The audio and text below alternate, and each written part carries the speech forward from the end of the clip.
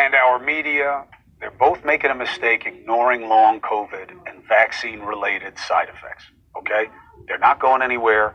It's only going to get worse, and we have to make it matter, especially when it affects our warriors in the line of duty. Then you have an enhanced duty of care. We have to make it matter, so let's get after it. 24-year-old Army National Guard specialist, Karoline Stancil, okay? She says, like many in the military, she was urged by superiors to take the COVID vaccine. So she did. Not unusual. What is unusual? She immediately suffered severe adverse reactions. 3 heart attacks thereafter. And a stroke. Okay? Young, strong, fit for duty.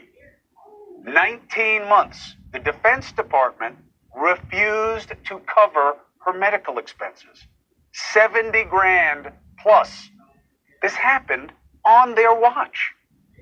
According to a new report, the Department of Defense now acknowledges that Karolina's debilitating heart condition, called POTS, may have been caused by the COVID vaccine, and that her developing the heart condition was considered, or is now considered, a line of duty injury. Now, this is a huge admission by the military, but it took too damn long.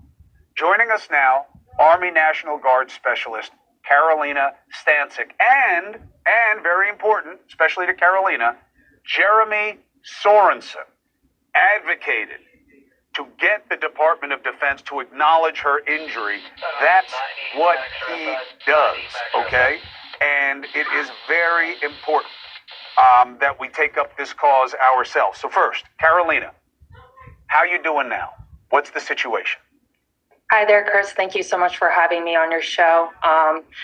Obviously, thoughts, views, opinions, and experiences are my own, and I represent myself and not the DoD or the U.S. Army. Understood.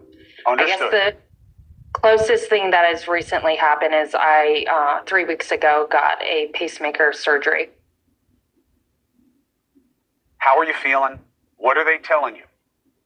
So I went in for surgery to get my heart monitored, and within 1 week, they were saying that my heart was stopping, and I got started on a heart failure med. I pretty much was going through like another big flare where I was going to go back to the hospital, and then they had called me and said, you need a pacemaker like now. I lost all my privileges for driving and just like daily living, but I would say it's helped significantly, just kind of reversing some of the things I've been dealing with for the last 3 years. And do your doctors have any question as to whether or not the vaccine had something to do with what happened after you had the vaccine? They don't, and I have multiple letters that have stated that the vaccine was the issue. Now, don't go anywhere, obviously. Jeremy, first of all, thank you very much for the work that you do with your organization, helping veterans get the care and the attention that they need. How surprising was it to you when you learned about what's in the file, what the doctors were saying, that this was as difficult as it was to get acknowledged by the government? Well, thank you, Chris, for having me on and having Specialist Stancil on this morning and bringing this issue to light. Unfortunately for me, it was not surprising at all because I've seen so many of these cases of the Department of Defense, specifically the National Guard, denying that injuries, illnesses, and diseases have been incurred or aggravated in the line of duty. It's really, quite frankly, for traditional reservists and guardsmen, very regular for the Department of Defense, the U.S. Army, U.S. Air Force, the National Guard to deny that medical conditions happen in the line of duty in order to save the government money by denying service members medical care, military status, disability, retirement benefits, etc. So I'd love to say that I was surprised, wasn't a bit surprised, Chris, when I saw what was in Specialist Stancil.